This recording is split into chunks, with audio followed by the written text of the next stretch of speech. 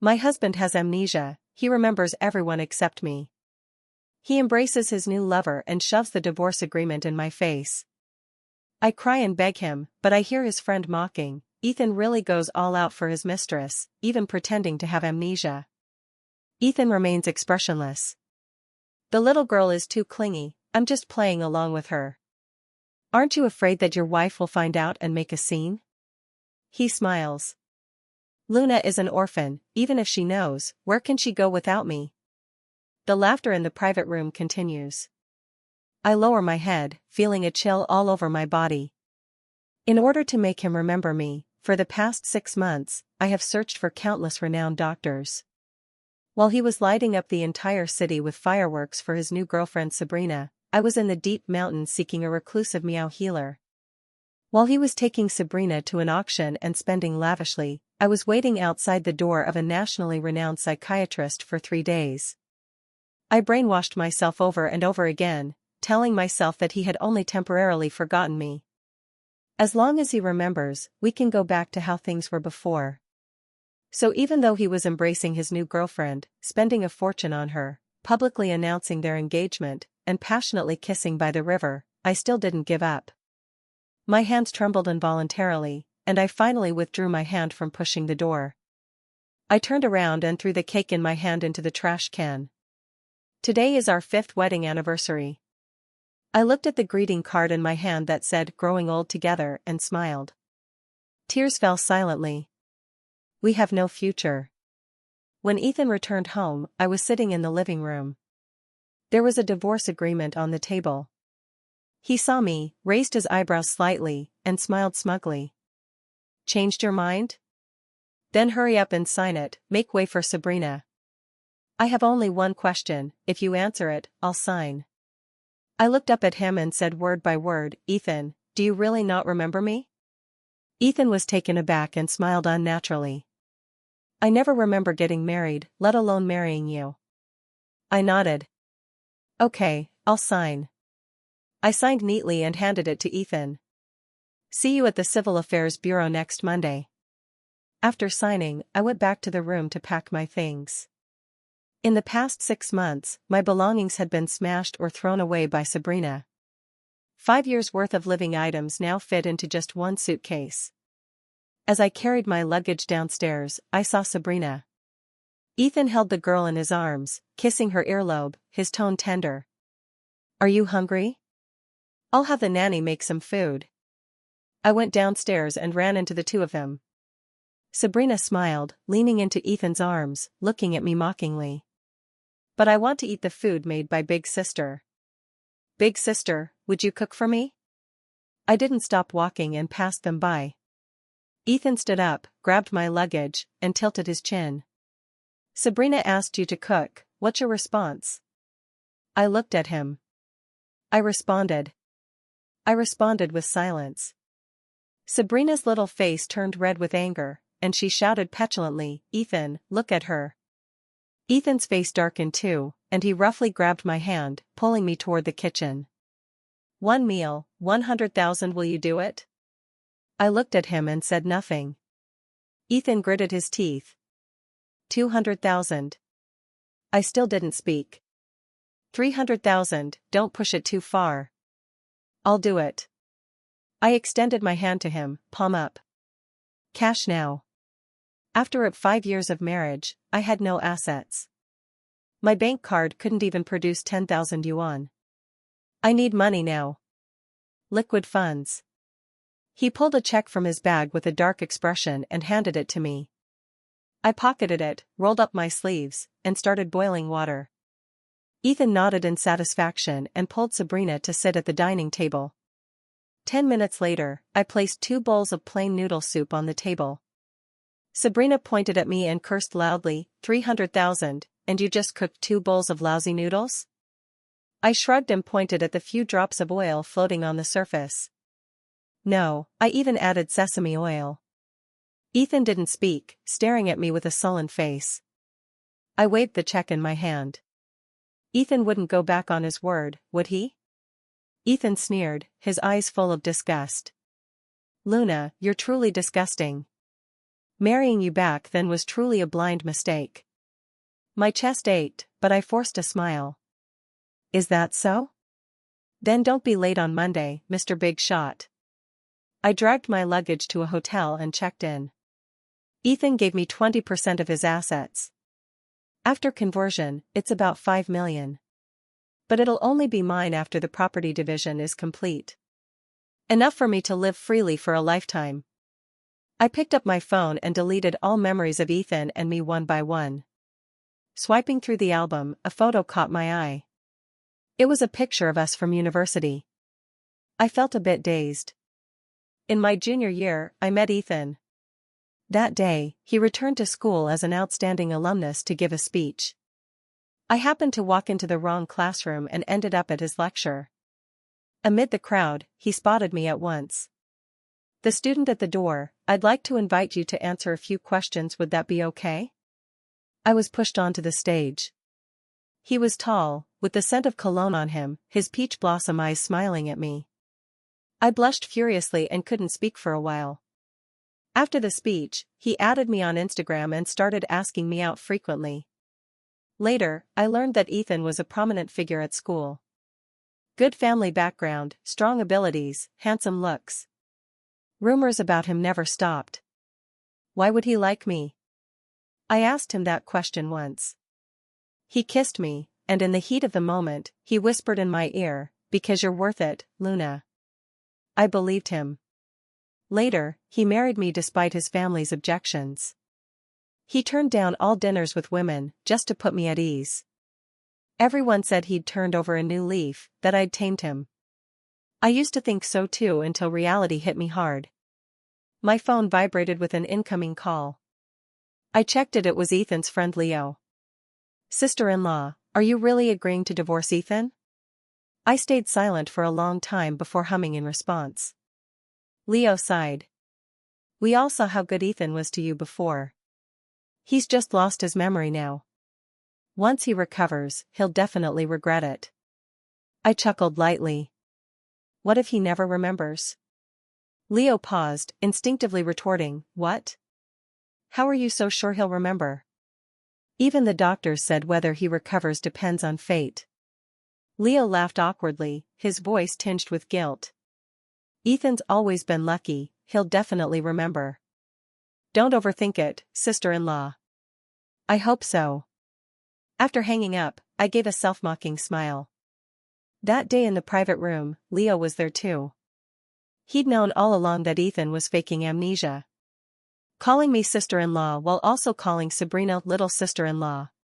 He and Ethan, they're the same kind of people. 3 days until Monday. The next morning, I took a taxi to find a real estate agent to sell my apartment. Ethan had given it to me when I graduated from university. My parents passed away early, leaving me 100,000 yuan before they died. I said my dream was to own a house of my own. I wanted a home to return to. The next day, he came to me with the property deed.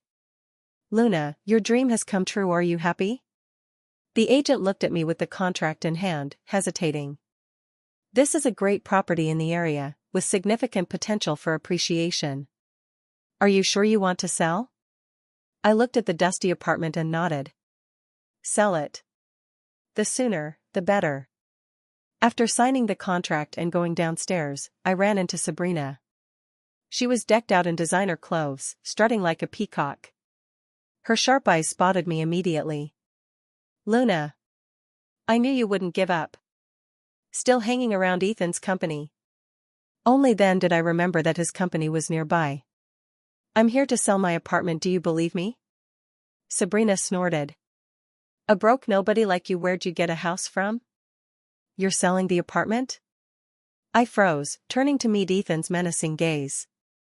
He approached with a dark expression and snatched the contract from my hand. "Why are you selling it?" "That's none of your business, is it?" He paused, his eyes mocking. "How is it not my business?" "Sabrina said your parents died long ago, where'd you get the money? Don't tell me you stole it from me to buy it?" Caught between them, I felt suffocated. In his words, I'd become a thief. My eyes reddened, and I couldn't help shouting. Yes, it was a gift from you back then. Are you taking it back now? Meeting my bloodshot eyes, Ethan seemed quite pleased. Then tell me, why are you selling it? The village needs money to build a school. I wasn't lying. After my parents passed, the villagers raised me, one meal at a time. After graduating, I built several public facilities for the village to improve their lives. Selling the apartment would provide funds to build a school for the kids, so they wouldn't have to trek over mountains to study like I did. So you're just going to sell it? Ethan snapped. Do you know his words cut off abruptly? I looked at his belated realization and smiled. Know what? That this apartment is my home? Didn't Ethan lose his memory? How could he remember? It was as if I'd exposed him. Furious, he pulled out his phone. Fine, Luna, you've got guts. 2 minutes later, a lawyer from Zhou Corporation came downstairs. He held my contract and shook his head. If, as Ethan claims, he bought this apartment in full, then he has the right to reclaim it. I stood there helplessly, facing a smug Ethan. But isn't it in my name? So what? I paid for it, so it's mine. How many years does fraud carry? Ethan laughed carelessly.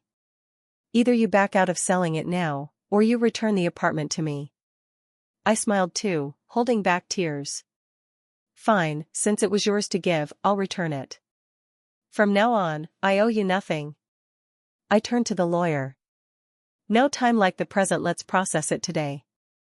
Ethan's face darkened, and he spat out 3 good s, don't regret this. He stormed off, leaving word that the apartment would go to Sabrina. By the time I left the real estate office, it was dark. Sabrina swaggered out with the red property deed in hand. Looking at the neon lights on the street, I suddenly felt like crying. It's just an apartment, I don't want it. Divorced and with money, I can buy one anywhere. I don't even care for this lousy place. I wiped the tears from my face and cheered myself up. I'll still have a home of my own. Once the property division is settled in a couple of days, I'll send 3 million back to the village. This time, the name will change to just mine, without Ethan. It's okay, Luna. It's okay. On Monday morning, I packed my things early and headed to the Civil Affairs Bureau. Halfway there, I received a call. It was from the cemetery. Miss Luna, there's a problem with your parents. Could you come take a look? My heart skipped a beat, and I told the driver to turn toward the suburbs. When I arrived at the cemetery, the manager looked at me with a complicated expression. Miss Luna, last night, some unknown people pulled out the surveillance, snuck in with tools. By the time we found out, it was already like this. I stared at my parents' gravestone, chiseled beyond recognition, my mind buzzing, my body trembling uncontrollably. Who did this? The manager shook his head. It was too dark, they were all masked, we couldn't see clearly. I tried to take deep breaths, but I couldn't stop the tears. Please accept our condolences, this was our oversight too. We never imagined someone would be so vile as to do this, what's the point? My tears flowed silently. I knew who it was. Only him. Back when we first married, Ethan suggested moving my parents' ashes here. They're your family, we should visit them often. I was touched and agreed wholeheartedly, choosing the burial site with him. Over the years, every holiday, he'd come with me to pay respects to my parents. No one else knew where their graves were but him.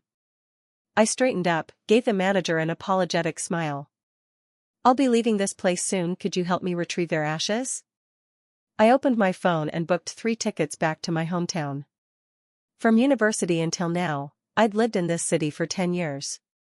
It was time to go. After sending my parents home, I'd start living my own life. When I reached the Civil Affairs Bureau, they hadn't closed yet. Sabrina was clinging to Ethan's arm, chatting idly with Leo nearby. I knew she wouldn't let go. All that resolve earlier was definitely an act. Sabrina pouted and glared at Ethan. Ethan smiled, pulling her into his arms, coaxing her gently. Be good, even if she doesn't divorce me, our wedding will go ahead as planned. I stood a short distance away and cleared my throat. Leo saw me first, letting out an awkward laugh. Sister-in-law, we thought you weren't coming. Ethan turned too, meeting my gaze, a flicker of panic in his eyes. I understood in my heart. But there were more pressing matters now. Let's go, otherwise it'll close. I glanced at Ethan and walked inside. He hurried after me, his tone tinged with panic. Are you really willing to divorce me? You're not going to find doctors for me anymore? You said I was bothering you, didn't you? I looked at him, finding it a bit amusing. All those medicines and prescriptions I brought back, did you ever use them even once? He faltered. But didn't you say you loved me so much before? Why are you suddenly agreeing now? I looked at his feigned ignorance, feeling a chill run through me. Even now, he was still acting with me. My fist clenched and relaxed, and I flashed him a smile. You don't want to? Weren't you going to give your new girlfriend a title? He frowned, his smile stiff. How could I regret it? It's what I've been hoping for. The process was quick. As if to prove something to Sabrina, the property division was finalized at the same time. Holding the divorce certificate, I let out a long breath. Ethan was on the phone nearby. Sabrina held up our divorce certificate, giving me a provocative smile. Next week, Ethan and I are having our wedding by the river. Want to come? I glanced at my phone and declined politely. No, I'm leaving. My flight's tonight. Cracked the sound of a phone screen shattering. Ethan had approached me unnoticed, his eyes red. Leaving? Where are you going? Back to my hometown. To send my parents back. I said lightly. Something happened at the cemetery this morning, and after thinking it over, moving them home feels best. After all, people should return to their roots. I looked at him. About last night at the cemetery, does Ethan have any guesses? Ethan rubbed his nose, forcing a guilty smile. How would I know? Seeing me stay silent, he fidgeted nervously, growing more agitated. Finally, he couldn't hold back and roared, I said I don't know. Would I do something as despicable as smashing a gravestone? I laughed. When did I say the gravestone was smashed? He froze, his lips trembling, unable to speak for a long while. A deep wave of exhaustion washed over me. I suddenly felt so tired. A person I'd spent 5 years with day and night had ended up in such an ugly mess. I'd had countless thoughts, even subconsciously defending him when he admitted to faking amnesia. But all of that vanished the moment I saw my parents' ruined gravestone. My attachment to this city was only my parents and him. The ones who know you best often hurt you the deepest. The taut string in my mind suddenly snapped. I raised my hand and slapped him with all my strength. His head jerked to the side, a red handprint instantly blooming on his face.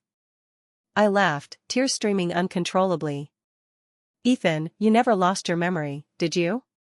The anger on his face dissipated, replaced by unconcealable panic. He tried to argue, but I cut him off. I heard everything you said in the private room that day. All the emotions pent up over these days finally erupted in that moment. I couldn't stop myself from shouting, questioning him relentlessly. Putting on this grand act to deceive me, was it fun? For half a year, you treated me like a fool. Watching me run around for doctors for you must have been hilarious, right?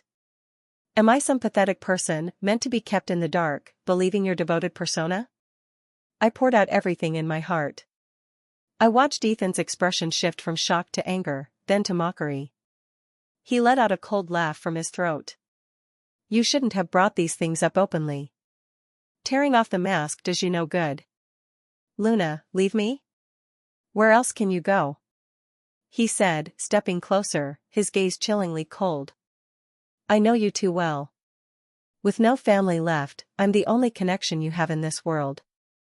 Leave this place, and you'll truly be alone. You won't go. Leo chimed in from the side. Sister-in-law, we all know your situation, why make it so ugly?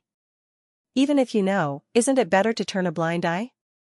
Sabrina watched leisurely. A great man like Ethan choosing you was your good fortune, aren't you satisfied? They played off each other, as if I were the one in the wrong. I should have known long ago. Before or after his so-called amnesia, my status with him was never equal. In his eyes, I was just a parasitic vine, dependent on him to survive, one of many in his emotional scripts. Being with me was a favor he bestowed. I was supposed to be grateful, ignoring his infidelity. But I got into a university on my own merit. I earned the top spot in my major and won a national scholarship by my own strength. Without him, I can still stand on my own. I can create my own value just the same. He knew I valued emotions, had no support, and was alone. That's why he could manipulate me so recklessly. I looked up, meeting his mocking gaze with an indifferent smile. Fine, let's see who ends up regretting it. I turned and walked away. Behind me came Ethan's scoffing laughter. Just wait, within a week, she'll come crawling back. I've known her for years, she's all bark and no bite. She can't leave me. I took my parents' ashes straight to the airport and boarded the return flight. It wasn't until I stepped onto my homeland that I felt like I'd woken from a dream. The flight from my hometown to a city takes 2 hours. To me, it felt like half a century. The village was the same as ever. When I got married, I sent money back to build roads and plant trees. Those saplings from back then are now taller than people. I found the old house and buried my parents in the backyard.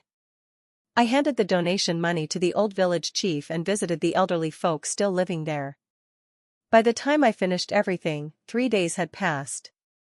I opened my phone, and a notification popped up: a city Riverside Century wedding suite novel comes to life. I frowned, realizing my phone's location was still set to a city. In the video, Ethan held Sabrina, dressed in a wedding gown, bowing under a sky of red roses. The comments below were all blessings. I turned off my phone and changed the location back to my hometown. Not jealousy, just disgust. I looked at my phone's schedule for the next morning, took a deep breath, and lay on the bed. 5 years of love, I gave up my career and hobbies for him. I loved hiking, but after being with him, I never went again. Strangely, I never felt bitter about it back then. I'd tell myself he was worth it. But it was he who said I didn't need to work, yet when drunk, he kept mentioning his talented female subordinates. He said he'd respect all my preferences, but when I suggested hiking or climbing, he found ways to shoot me down. Cracks had formed in our relationship long ago, I just refused to see them. I resolved to reclaim my old self, starting with hiking. The day I set out, it was bright and sunny.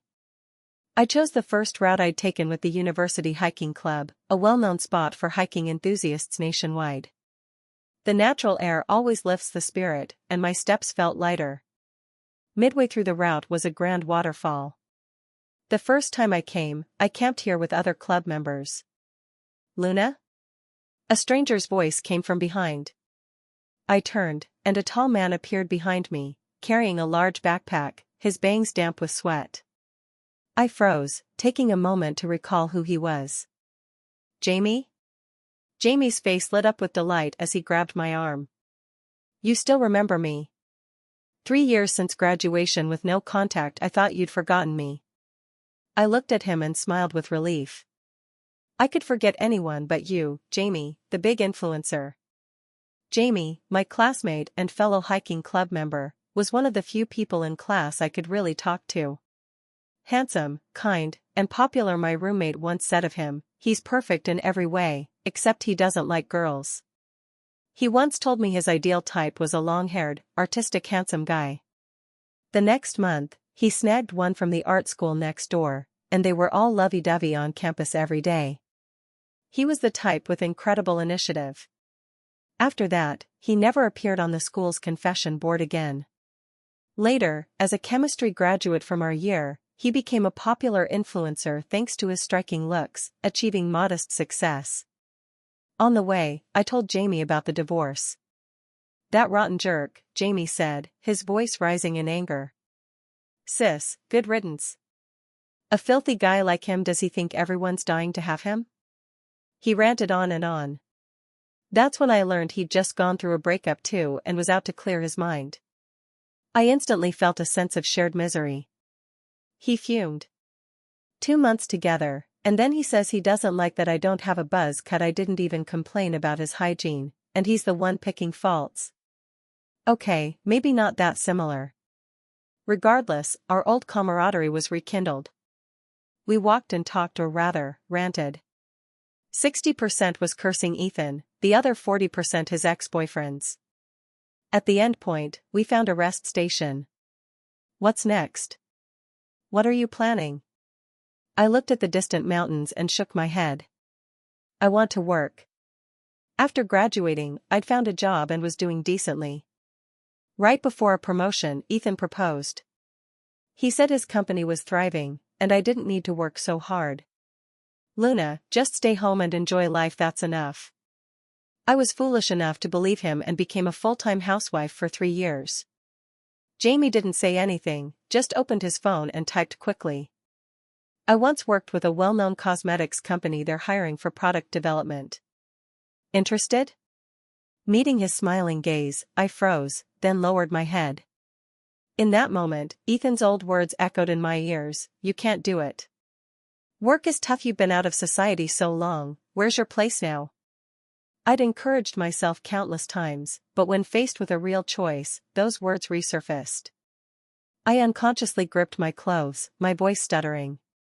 But I haven't worked in 3 years, will they want me? My shoulder was slapped hard. Please, Luna, do you think a national scholarship is easy to win? Or taking first in competitions? You were the top of our major, have some confidence. My nose stung, and my eyes reddened involuntarily. So this is what it feels like to have your abilities recognized. I successfully interviewed for a product development assistant position. The R&D department was in Hangzhou. Jamie was in Hangzhou too, and with his help, I quickly found a suitable place to live. While filling out forms, I suddenly realized that after all I'd been through, I was only 25. I'd only lived a quarter of my life. I still had so much future ahead unrealized. Anxiety began in a moment, and it ended in one too. I started focusing on my life and work, making new friends. I thought everything was on track until Ethan found me again. It was a Friday, the weather muggy with occasional dry thunder. Holding my confirmation notice, I excitedly called Jamie. Turning my head, I saw Ethan standing at the street corner. He saw me too and strode over in a few steps. Luna, have you made enough of a fuss? I didn't speak, just studied him closely. By my count, we hadn't seen each other in 2 months. He'd thinned out a lot, with dark circles dragging under his eyes, like he was malnourished. I grabbed my phone and sent Jamie a quick message, scumbag here, come fast. Luna, I'm talking to you. Seeing me on my phone, Ethan looked like an enraged beast, his veined arm grabbing my shoulder, pinning me in place. As our eyes locked, I saw the raging fire in his. We're already divorced, Ethan. Do I need to explain what divorce means? I broke free of his grip and looked at him calmly. What, tired of Sabrina already and want to play the rekindled romance card? Ethan turned his head away, brows furrowed.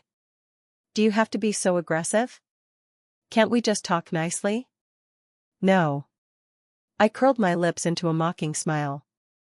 I really can't figure out why you're here. It can't be because you want me to go back with you, right? He choked, his eyes full of frustration.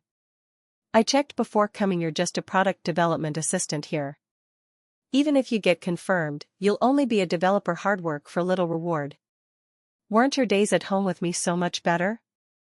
If you need money, just ask me, why bother? He softened his tone. Work is exhausting, it's not as simple as you think. You can't handle the interpersonal stuff. You're too naive for all the scheming. In a city, I protected you, who's protecting you here? As long as you come back, we can remarry. As for Sabrina. He chuckled lightly.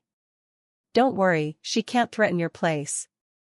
After all, in my heart, I love you the most.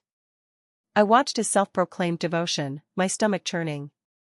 What exactly makes you think I can't live without you? Ethan, do you think you're so noble, for giving me after all this mess moved yourself to tears, huh? Go make wishes at a temple, don't bother me here. An engine roared closer. A girly pink SF-90 pulled up beside me and Ethan. The door opened, and Jamie stepped out in a black sleeveless vest, his arm muscles on full display. He walked straight to my side, slung an arm around my shoulders, took off his sunglasses, tossed his hair, and boomed, "You're Luna's ex-husband?" The whole act was seamless, you could tell he'd been waiting for this moment. I pinched my thigh hard to keep from laughing. Ethan stood frozen across from us, looking at Jamie, then me, incredulous. "Luna, who is he?" "Luna, you've been seeing someone behind my back?" Jamie wasn't having it. "What's that supposed to mean? You're divorced, why can't Luna move on? You cheated first, lied to your wife about amnesia, had her running around day and night for doctors while you lived it up with your mistress. How do you have the nerve? A good ex should act like he's dead, got it, ex-bro? Instead of staying with your new girl, you come looking for us, looking for a beating? Seeing you once makes me need 3 days in a temple to cleanse the bad vibes." Ethan, unused to this, stood there fuming, stammering without a comeback. I looked at him and spoke slowly. "Ethan, my life doesn't need your meddling. I don't need anyone to protect me, I can go far on my own. Every single thing you've done, I can't forgive. Leave, and don't come looking for me again." Jamie opened the car door for me. The engine started. Ethan stood outside the window, his body slumping, his tone pleading. "Luna, I don't believe it, you loved me for 5 years, you can't just give up like that." He grew more animated, even clutching the window. "You must be mad at me, right? What do you see in him? I can give you anything. We have a past and a future. If you don't like Sabrina, I'll cut her off." Jamie, in the driver's seat, rolled his eyes. "Idiot." I looked at the frenzied Ethan and smiled sweetly. Was I too polite? "Let go, or I'll slap you again." The engine roared, and we sped off. In the rearview mirror, I saw Ethan's helpless expression. From that day on, I kept seeing him. He'd appear in the corners of my life, never approaching, never leaving, lingering like a ghost. He'd send me texts about his regretful journey. He said he'd completely cut off Sabrina and kicked her out. He'd redecorated the house in the style I liked. I glanced at them, then blocked him entirely. I had no time for him, I was busy planning my future. In my spare time, I crammed German, finally passing the B2 exam. With this job experience, I successfully applied to a prestigious German university's chemistry graduate program. When I got accepted, Jamie teased me with a laugh. "These 2 years will be the most unforgettable 7 years of your 5-year university life." He patted my shoulder, his eyes full of admiration.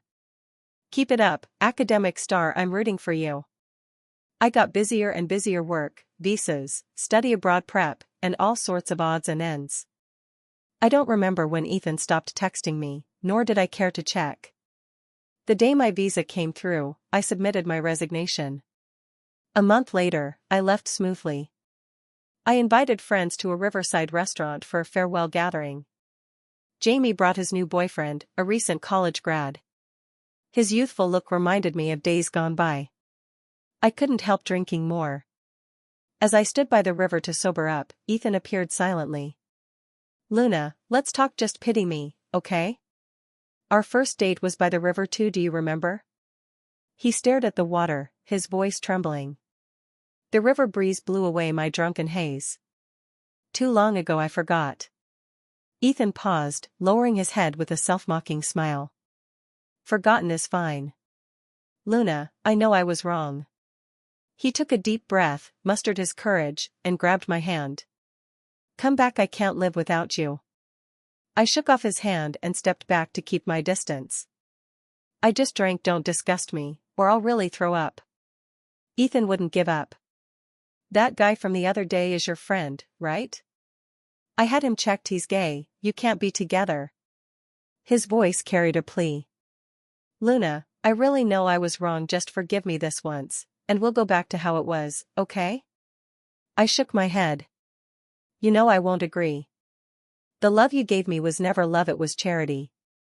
My background's poor, I have no support, so you thought I deserved to be controlled by you. You never liked me, you liked the version of me you crafted in your mind. You stuffed me into that mold, wouldn't let me grow, and even found ways to belittle me. But I walked out of the mountains on my own, got into a university, and took first in my major. I'm exceptional, you just couldn't see it.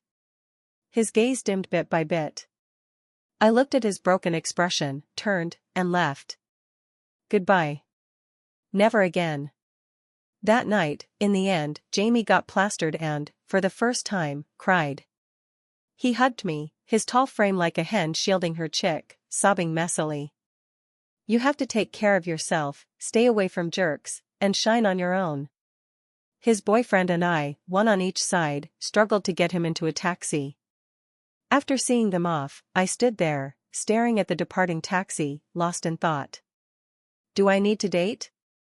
The idea popped into my mind and was instantly dismissed. Compared to dating, I have so much more waiting for me. Those unfulfilled wishes and unrealized dreams matter far more than romance. I'll have a bright future. If someone joins me, I'll welcome it. If not, I won't force it. At the airport, I dragged my luggage, waving to Jamie, who kept turning back every few steps. Okay, stop seeing me off, people might think they're here for you. Jamie bit his lip, tears in his eyes. You have to call me, Luna. His voice was so dramatic, drawing all eyes to us instantly. I laughed awkwardly. Sure, go back, no need to see me off. I shot a look at Jamie's boyfriend. He got the hint and dragged Jamie away with some coaxing. I understood his feelings, but it was really embarrassing. Near the security checkpoint, I saw a familiar figure. He reached out, frozen midair for a while, then pulled back. I adjusted my scarf, kept walking, and went straight through security. He didn't approach, and I didn't stop. The plane lifted off. The buildings outside shrank smaller. My thoughts drifted. The night Ethan came to find me, I saw news of Zhou Corporation nearing bankruptcy. He probably came to ask me for money. Why he didn't say it in the end I don't know, and I don't want to. Let the past stay past, I face the future fearless.